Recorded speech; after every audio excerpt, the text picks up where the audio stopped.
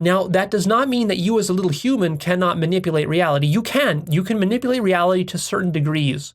Very limited degrees, you can manipulate stuff. Maybe you can invent a new drug that will save your mother's life from cancer. That's possible. And there's nothing wrong with that, per se.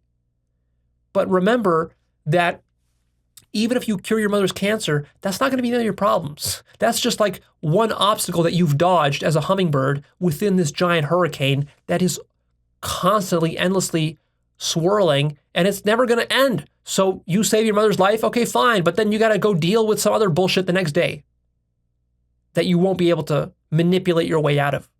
You see, so this manipulation strategy is a finite strategy. It's a finite game. You can play it to some degree, but it's ultimately going to collapse and fail at some point. And so you can't really get true fulfillment or freedom from suffering through that manipulative method. You need to start playing the infinite game rather than the finite game.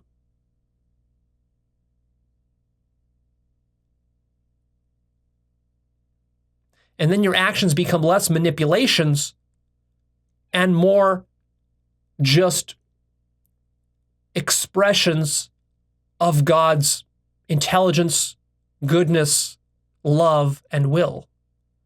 By aligning yourself, by becoming a superconductor for God's intelligence. See, when you become that conscious, what happens is that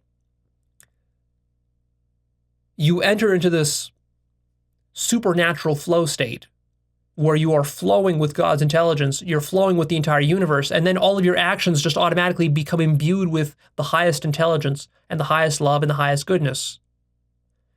That doesn't mean you're going to survive. They could still nail you to a cross and kill you. Your fellow humans can. And a bear can still maul you if you're walking through a forest or whatever. But see, the thing is that when you're aligned with the highest intelligence and love, it's not guaranteed, but for the most part, you're not just going to stumble like a fool through the forest where bears exist. You're going to be intelligent enough. God is going to grant you enough intelligence to recognize that, hey, if I'm hiking through this forest, there's bears here, so I better be careful. I better pack some bear spray, and you'll pack some bear spray, and that will protect you against a bear attack. Or maybe you'll just be smart enough not to even walk through that part of the forest because you know there are bears there. Whereas a fool who's constantly manipulating reality is detached from God's intelligence, he's just going to stumble into that forest, forget the bear spray, act cocky, and then the bears will eat him. See?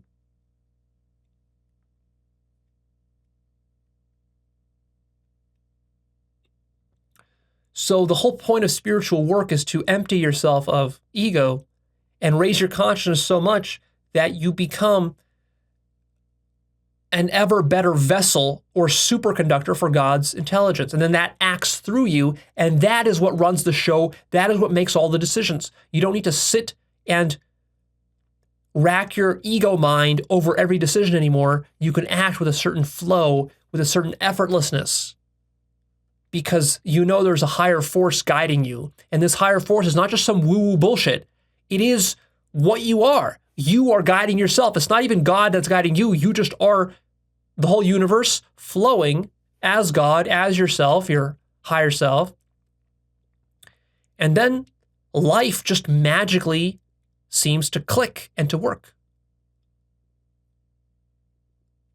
Just like when you're riding a bicycle, see, the best way to ride a bicycle is in a state of complete flow.